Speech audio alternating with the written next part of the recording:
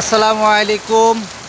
আজকে ৩০০ ফিট এলাকায় পূর্বাচল সিটিতে বয়ে যাচ্ছে বিশাল মুষলধারে বৃষ্টি, আর সেই সঙ্গে চলছে বাতাসের গতি।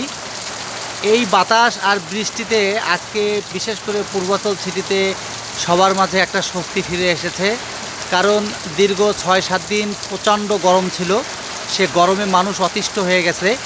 আর আজকে সে অতিষ্ঠ থেকে তারা রেহাই পাওয়ার জন্যই কিন্তু আল্লাহর তরফ থেকে এই রহমতের বর্ষণ শুরু হয়েছে।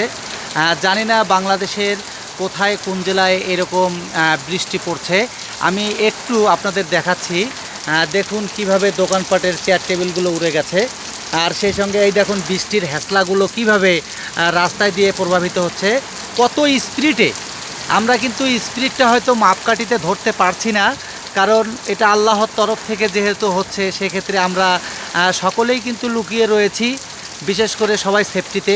আর সেই সঙ্গে কিন্তু এই বৃষ্টির দৃশ্যপটগুলো দেখার পরে মন কিন্তু আমাদের সুন্দরভাবেই কিন্তু আমাদের ভালো লাগছে। বিশেষ করে কারণ আজকে শরীর একেবারেই ঠান্ডা, আর সেই সঙ্গে ঠান্ডা শরীর নিয়ে কিন্তু আমরা বসে রয়েছি এক দোকানে। এই দোকানটা হচ্ছে আমাদের বাসার সামনে, বিশেষ করে এক বড় ভাইয়ের দোকান।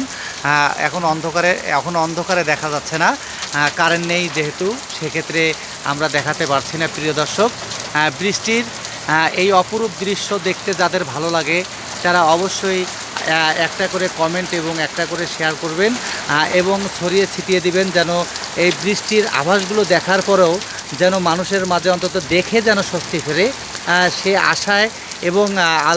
আশায় এবং আপনাদের দেখার জন্য অপেক্ষারত অবস্থায় আজকে এই ভিডিওর মাঝ থেকে আমি মোহাম্মদ কামরুল হাসান বিদায় নিচ্ছি।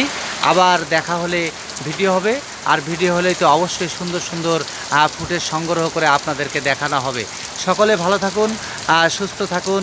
আসসালামু আলাইকুম রহমতুল্লাহি ওয়া বারাকাতুহু।